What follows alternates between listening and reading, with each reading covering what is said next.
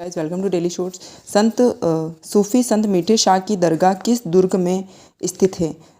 सूफी संत मीठे शाह की दरगाह किस दुर्ग में स्थित है? ये हो जाएगा गागरोन। ठीक है, कहाँ हो जाएगा? गागरोन। गागरोन में आपकी संत मीठे शाह की दरगाह भी स्थित है। भवानी नाट्यशाला का निर्माण कब हुआ? 1921 में। भवानी नाट्यशाला का निर्माण कब हुआ? 1921। भवानी नाट्यशाला का निर्माण 1921 में हुआ। झालावाड़ जिले में स्थित है तथा प्रसिद्ध साहित्यकार शेक्सपियर के नाटकों का मंचन किया जाता है। ठीक है, संपूर्ण विश्व में ऐसी 8 नाट्यशालाएं हैं। भूमिगत मार्ग है। ठीक है, इसको छोड़ दो। अब सिटी ऑफ वेल्स यानी घंटियों का शहर क्या हो जाएगा? वो हो जाएगा आपके झालरापाटन। ठीक है, घंटियों का शहर आप जानते हैं झालरापाटन। ठीक है, झालरापाटन को झालावाड़ का जुड़वा शहर भी कहते हैं तथा यहाँ 10वीं शताब्दी में बना 17 फीट ऊंचा सूर्य मंदिर प्रसिद्ध है। ये भगवान शिव को समर्पित है। ठीक है, ये भगवान को शिव को समर्पित है और कोणार्क सूर्य मंदिर के समान उत्कीर्ण है। कोणार्क सूर्य मंदिर के समान उत्कीर्ण है। कोलवे की गुफाओं की अगर बात करी जाए, यहाँ पर क्या बोल रहा है? कोलवे की गुफाएं। कोलवे की गुफाएं प्रसिद्ध किस जिले में है? कोलवे की गुफाएं किस जिले में है? तो ये हो जाएगी आपके झालावाड़ में। ये गुफाएं हैं बौद्धकालीन तथा भगवान बुद्ध की विशाल प्रतिमा उत्कीर्णित स्तूप संरचना से प्रभावशाली है। ठीक है, और इसके निकट ही आपके हथियागोर गाँव की गुफाएं भी स्थित है। खेती महल कहाँ पर? इसे खेतड़ी महल आपके झुंझुनू हो जाएगा। खेतड़ी महल झुंझुनू हो जाएगा। इसका निर्माण 1770 में करवाया और इसे शेखावटी का हवा महल कहते हैं। ठीक है, खेतड़ी महल कहाँ स्थित है? आपके झुंझुनू हो जाएगा और इसे शेखावटी का हवा महल कहते हैं। नादीन ल प्रिंस कल्चर सेंटर, सिंघानिया हवेली, फतेहगढ़ की हवेली, द्वारकाधीश मंदिर निम्न में से कहाँ स्थित है? ये सब आपके फतेहपुर में। नादिल ल प्रिंस कल्चरल सेंटर हो जाएगा, सिंघानिया हवेली हो जाएगी, फतेहचंद की हवेली हो जाएगा, द्वारकाधीश मंदिर, ये सब कहाँ स्थित है? आपके फतेहपुर में। फतेहपुर में इस शहर को कायम खानी नवाब फतेह मोहम्मद ने 1508 ईस्वी में व फतेहपुर किले को 1516 ईस्वी में बनाया गया। इसे सीकर की राजधानी व शेखावटी की लोकप्रिय सांस्कृतिक राजधानी भी माना जाता है। नाथ संप्रदाय का केंद्र श्रीनाथ जी का आश्रम कहाँ स्थित है? नाथ संप्रदाय का जो केंद्र है श्रद्धानंद जी का आश्रम कहाँ स्थित है? श्रद्धानंद जी का आश्रम है आपके लक्ष्मणगढ़। श्रद्धानंद जी का आश्रम है आपके लक्ष्मणगढ़। श्रद्धानंद जी का आश्रम है लक्ष्मणगढ़। श्रद्धानंद जी का आश्रम है आपके लक्ष्मणगढ़। अमृत राज जी महाराज के शिष्य परंपरा के संत है। हजरत कमरुद्दीन शाह की दरगाह कहाँ है? तो झुंझुनू। हजरत कमरुद्दीन शाह की दरगाह कहाँ है? झुंझुनू। हजरत कमरुद्दीन शाह की दरगाह कहाँ है? झुंझुनू। ये नेहरा पहाड़ की तलहटी में स्थित है। जसवंत थड़ा कहाँ स्थित है? आपके जोधपुर हो जाएगा। जसवंत थड़ा कहाँ स्थित है? आपके जोधपुर हो जाएगा। जसवंत थड़ा कहाँ स्थित है? जोधपुर हो जाएगा। राजस्थान का ताजमहल भी कहा जाता है। इसे राजस्थान का ताजमहल कहा जाता है तथा इसके पिता जसवंत सिंह द्वितीय की याद में सरदार सिंह ने 1906 में करवाया। ये विशेषता है किस स्थान की? जिसमें प्राचीन समय में मारवाड़ की राजधानी था, रावण का ससुराल व यहाँ मारवाड़ के पूर्व में शासकों की छत्रियाँ भी है, तो मंडोर हो जाएगा। ठीक है, देखो रावण का ससुराल नाम आते ही मंडोर को अपन कैसे भूल सकते हैं। ठीक है, मारवाड़ के पूर्व शासकों की छत्रियाँ भी आपके मंडोर में है। इसका पूर्व नाम मांडव्यपुर था। जोधपुर के उत्तर में स्थित है। कहाँ स्थित है? जोधपुर के उत्तर में स्थित है। अगर कोई पूछेगा मंडोर जोधपुर में कहाँ स्थित है, तो जोधपुर के उत्तर में स्थित है। होली के दूसरे दिन रावण का मेला बढ़ता है। होली के दूसरे दिन वहाँ पे रावण का मेला बढ़ता है। 33 करोड़ देवी देवताओं की साल भी बनी हुई है। कायलाना झील, माचिया सफारी और बालसमंद झील किस जिले में स्थित है? कायलाना झील, माचिया सफारी उद्यान और माचिया सफारी उद्यान और बालसमंद झील ये किस जिले में स्थित है? आपके जोधपुर हो जाएगा। कायलाना जोधपुर सब याद रखते ही हैं उससे। माचिया सफारी, बालसमंद ये सब आपके जोधपुर में हो जाएगा। कायलाना झील कैनवास के चित्र जैसी दिखती है। कायलाना झील कैनवास के चित्र जैसी दिखती है। ठीक है, जोधपुर की सबसे बड़ी झील है। जोधपुर की सबसे बड़ी झील है और इसका आधुनिकीकरण सर प्रताप ने करा है। ठीक है, कायलाना झील आपके कैनवास की तरह दिखती है, जोधपुर में है, सबसे बड़ी झील है और आपके सर प्रताप ने इसका आधुनिकीकरण करा है। कायलाना झील से लगभग 1 किलोमीटर दूर यहाँ पर माचिया सफारी उद्यान स्थित है। कायलाना झील से 1 किलोमीटर दूर पर यहाँ पे माचिया सफारी उद्यान स्थित है। बालसमंद झील का निर्माण 1159 में आपके बाउक द्वारा किया गया। ठीक है, बालसमंद झील का निर्माण बाउक ने कराया। कब कराया? 1159 में कराया। कब कराया? 1159 में कराया। 1159 में कराया। ठीक है, यहाँ पे देखो अपन ने कुछ बातें लिख रखी है। निम्नलिखित में से केला देवी मंदिर कहाँ स्थित है? तो वो हो जाएगा आपके करौली। क से केला देवी कहाँ है? करौली में। केला देवी कहाँ है? करौली में। केला देवी है करौली में। मंदिर का मान 11, देखो केला देवी करौली 11, केला देवी करौली 11, केला देवी करौली 1100 है ना। केला देवी करौली 1100 में इसका निर्माण हुआ तथा ये यादवों की कुल देवी। किसकी कुल देवी? यादवों की कुल देवी। किसकी देवी है? यादवों की कुल देवी। देखो यहाँ पे देवी आ रही है, यहाँ पे दो आ रहा है, तो केला देवी किसकी कुल देवी? यादवों की कुल देवी है। ठीक है, यादवों की कुल देवी है, यादवों की कुल देवी। ठीक है, और यहाँ पे कुल देवी हो गई यादव कुल, मतलब रिलेट कर रहा है ना, यादव की कुल देवी है तो केला देवी हो गई, यादवों की कुल देवी तो केला देवी हो गई। ठीक है, और योग माया का अवतार है और इसे लांगुरिया गीत गाए जाते हैं और इसका मंदिर कालीसी नदी के किनारे बना हुआ है। श्री महावीर जी का मंदिर भी है। मेहंदीपुर बालाजी का मंदिर कहाँ पर है? सब जानते हैं भाई, दोस्ता में है। मेहंदीपुर बालाजी का मंदिर दोस्ता में है। भगवान शिव जी का कंसुआ मंदिर किस जिले में स्थित है? ये इंपॉर्टेंट है, कोटा में।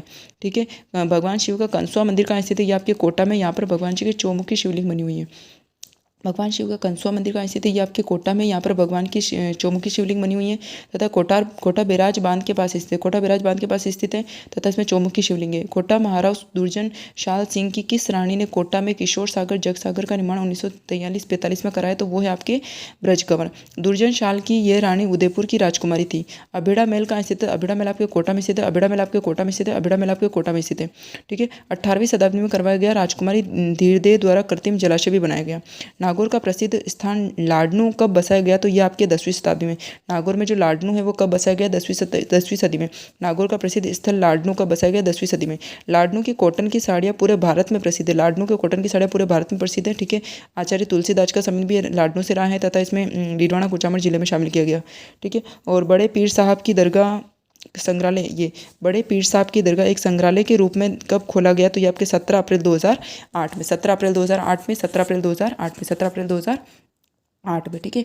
यहाँ पुराने सिक्के, भारतीय सिक्के रखे हुए हैं। साथ ही अब्राहम लिंकन की छवि के साथ अमेरिकन सिक्के भी यहाँ देखने को मिलते हैं। ठीक है। और यहाँ पे बड़े पीर साहब की दरगाह स्थित है। बड़े पीर साहब की दरगाह स्थित है आपके नागौर में। बड़े पीर साहब की दरगाह स्थित है नागौर में। बड़े पीर साहब की दरगाह स्थित है नागौर में।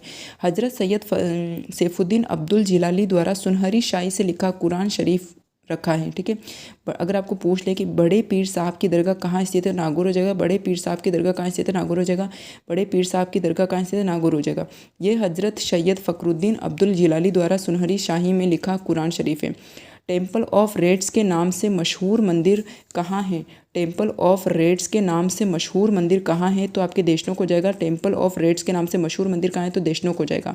प्रसिद्ध सूफी संत बाबा हरिराम का जन्म स्थान है जोड़ा नागौर।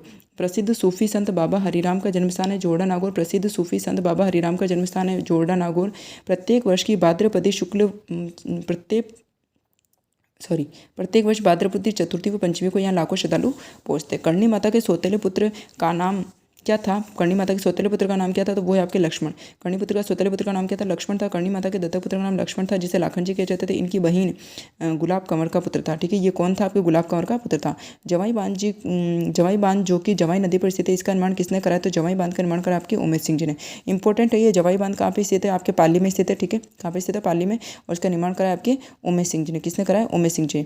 जवाई बांध की अगर बात करें तो पाली में स्थित है 1946 और 56। ठीक है। जवाई बांध पाली 1946-56 हो जाएगा। जवाई बांध 1946 पाली 1946-56 हो जाएगा। इसका निर्माण 12 मई 1946 को शुरू हुआ। कब हुआ था? 12 मई 1946 को शुरू था।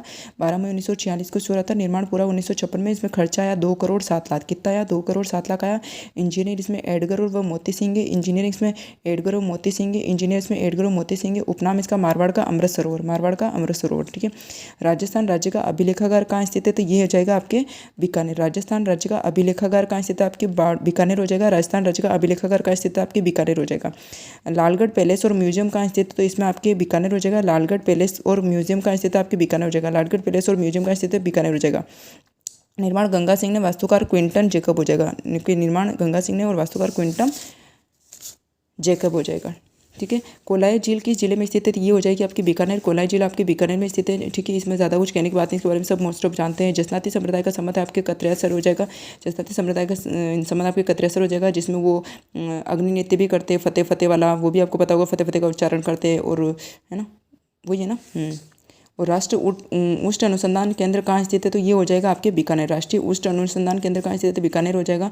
बीकानेर के जोहड़बीड़ में। कहाँ पर है? उष्ट अनुसंधान केंद्र बीकानेर में तो है, लेकिन बीकानेर में भी कहाँ है? जोहड़बीड़ में। कहाँ पर है ये? जोहड़बीड़ में। इंपॉर्टेंट है जोहड़बीड़ में। ठीक है। राजस्थान अध्ययन में दे रखा है भाई, तो हो सकता है आपके रीढ़ में अनुसंधान दे रखे, तो क्या पता यही क्वेश्चन छप जाएगा। राष्ट्रीय उष्ट अनुसंधान केंद्र कहाँ पर स्थित? तो आपके जोहड़बीड़ हो जाएगा। ठीक है। 2000 एकड़ से अधिक भूमि पर बना हुआ है। कुंभलगढ़ किले की दीवारों की लंबाई अपने को बताया 36 किलोमीटर।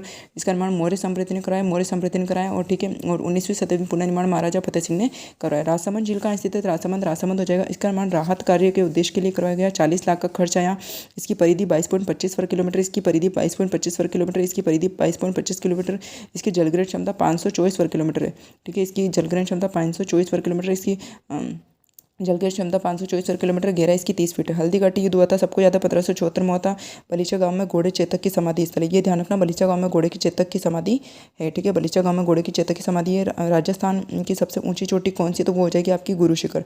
राजस्थान की सबसे ऊंची चोटी हो जाएगी जो कि गुरु शिखर। आप सबको पता है कि वो गुरु से अचल श्रद्धा रख, फिर कुंभा रघुनाथ कुंभा ऋषि रघुनाथ का मोर खो में सात बोली रोज बोले, इस तरीके से एक ट्रिक है उसकी, ठीक है। और गुरु शिखर की ऊंचाई 1722 मीटर है, ठीक है। यहाँ ऋषि दत्तात्रेय का मंदिर है और जिसके बारे में मान्यता है कि भगवान ब्रह्मा विष्णु महेश ने ऋषि आत्रेय व इनकी पत्नी अनुसुईया को दत्तात्रेय के रूप में पुत्र प्रदान किया। बिसलपुर बांध कहाँ स्थित है, बहुत अच्छा क्वेश्चन है टॉक में, ये भी अभी राजस्थान पुलिस कांस्टेबल में देखने को मिला था बिसलपुर बांध का, ठीक है। बिसलपुर बांध किस जिले में स्थित है, तो टोंक हो जाएगा। इसका निर्माण ये बनास नदी पर बना हुआ है।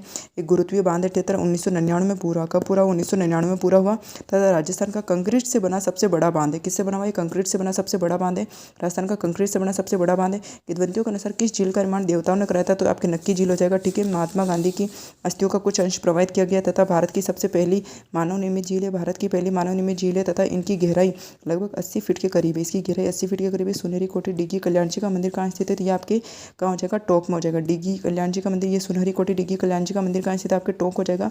बड़े कुएं के पास स्थित सुनहरी कोठी गोल्डन मेंशन के रूप में जाना जाता है।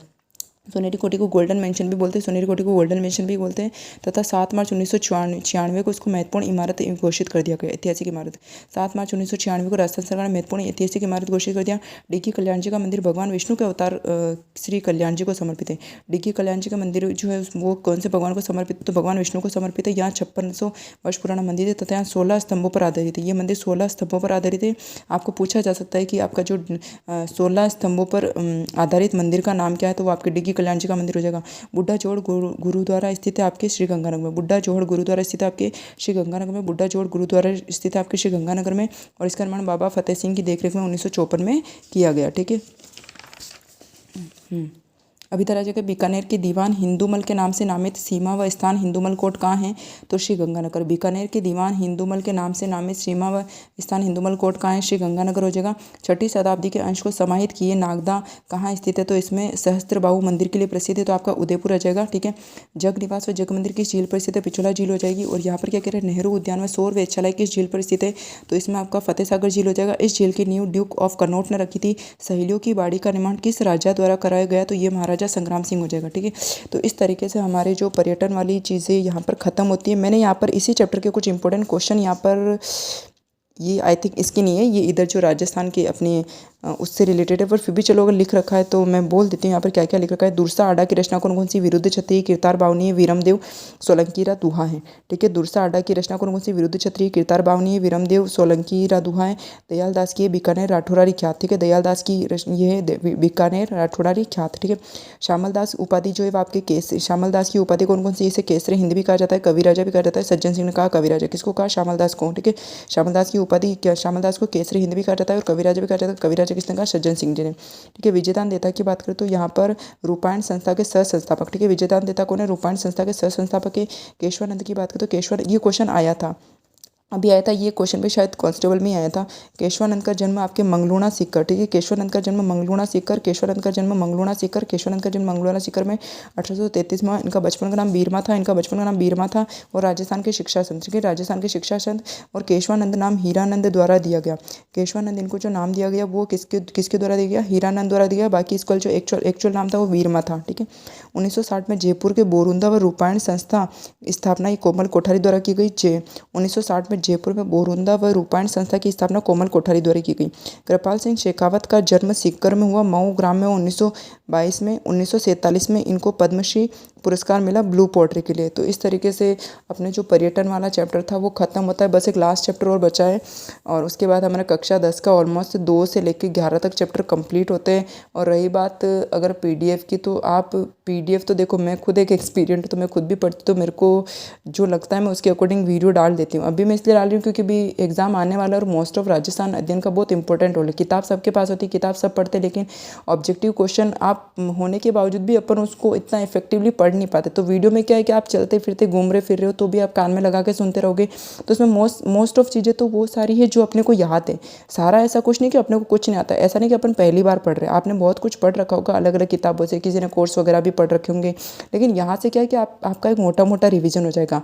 वैसे इसमें पीडीएफ की इतनी नीड नहीं होगी। आप यूँ कर सकते हो जैसे आपने क्लास देखी और आपको लगा हाँ यार ये क्वेश्चन मुझे टफ लग रहा है, या ये क्वेश्चन मुझे समझ में नहीं आ रहा है, या इस क्वेश्चन को मैं भूल रही हूँ, या ये क्वेश्चन मेरे लिए नया है, तो आप उन क्वेश्चन को लिख लो। सब कुछ लिखने की ज़रूरत नहीं है। जो अपने को नहीं आता है वो पॉइंट्स लिख लो और उनको बार बार रिवाइज करो। बाकी तो राजस्थान अध्ययन तो इतना भी वो नहीं है कि अपन को इसमें से एक भी क्वेश्चन नहीं आ रहा होगा, ऐसा तो है नहीं, क्योंकि अब अपन क्या कोई फ्रेशर ये वो चीज़ नहीं है ना। तो एक बार आप खुद से पढ़ो, और ये क्लास से ओनली रिवीजन के तौर पे ही डाली जा रही है, ठीक है। So have a good day, bye bye.